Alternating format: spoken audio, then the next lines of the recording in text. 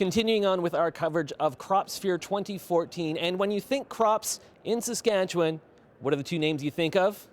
It's these guys, Dan O'Toole, Jay Onrait. Guys, welcome back to Saskatoon. Do people really think of us when they clearly associated first names that come, right? They think of us when you think of shoveling stuff, a certain product. That's true, and you think of us when pigs are rolling around in the mud. That's what we like to do in terms of like sportscasting. Right. It's a metaphor. And if you're a fan of the podcast like myself, you know, you're a pig farmer from Peterborough, right? That's right. This is kind of up your alley. But the thing is, I grew up on a farm that was 105 acres. So if I'm going to say that to the crowd here, and they're going to laugh probably. Right. That's not a farm. Yeah, it's an acreage. Yeah, that's our front yard. An acreage. That's like a farm, right? Yeah.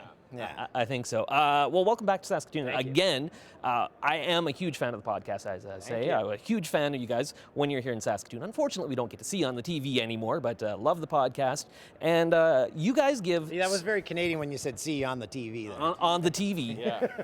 Watching it on the TV. Yeah. Love the podcast. You guys give so much love to Saskatoon and Saskatchewan. You talk about it constantly on the podcast. So what I'm wondering is, because you've become a big deal down in the States, do people listen to that and say, what are you talking about? Are they acting like you're talking about Narnia, like some magical land that doesn't really exist and has a funny name? Yeah, pretty much. Yeah. But we don't care. Nice. You know, we just talk about the things that we do in our lives on the podcast, and we end up spending a good portion of our time in Saskatoon and Regina because several reasons. We get invited here all the time, and we love to come. And we've never had a bad time in Saskatoon. I mean, every time we've come here, we've always had a great time.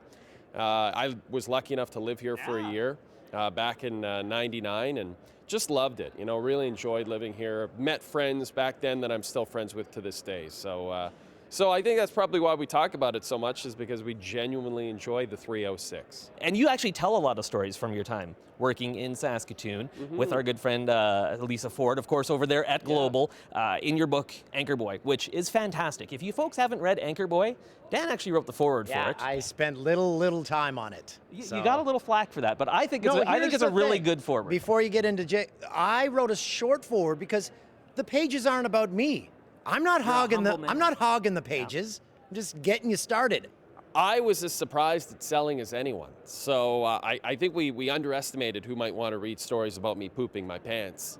It's true. It's in there. There are 2 stories about me pooping my pants. But there are also 3 stories about Saskatoon and just my time here. I'm going to actually tonight at the CropSphere conference that we're speaking at. Brought to you by BASF. Nice. Well done. Yeah, exactly. I'm going to speak about getting my first on-air job here in Saskatoon. That's going to be the story I'm going to tell tonight. And so I think it's kind of appropriate I'm here. And this is the place I had my first on-air job, and working for Lisa Ford at Global. So looking forward to telling everyone that story. Fantastic. Maybe just as we wrap things up, Dan, the experience for you now that, as everyone knows, you guys are down in the States. Yes. How are you enjoying your time down there in the warm California sun? I love it. I don't put it in everyone's face on Facebook like my wife does and send pictures of the beach every single day. I keep it low key, and I just, every single day when I go out and ride my bike along the strand, along the beach with my kids, and say, I kind of hammered into their heads. I say, you know, people pay good money to come on vacation here, and you live it here, so then they feel guilty about complaining about moving away from their friends. Right. So that's all good about parenting. the guilt with the kids. That's good parenting, right? Parenting is all about guilt trips. It's all about guilting your kids into realizing that they have a better life than someone who's less fortunate. The other parenting tip, do anything to make them stop crying. If it involves buying a new bike, whatever, as long as they don't cry. Bribery and guilt, yes. The 2 cornerstones of the O'Toole method of parenting. Exactly, right. Jay, how are you? You're living the American lifestyle as well, a big adjustment? Yeah, my wife and I are really enjoying it. You know, I always was interested in LA. I think it's such an interesting, culturally interesting city. So much great music came out of there, obviously. That's where Hollywood is. We have our Disneyland seasons passes, which is really probably the best part.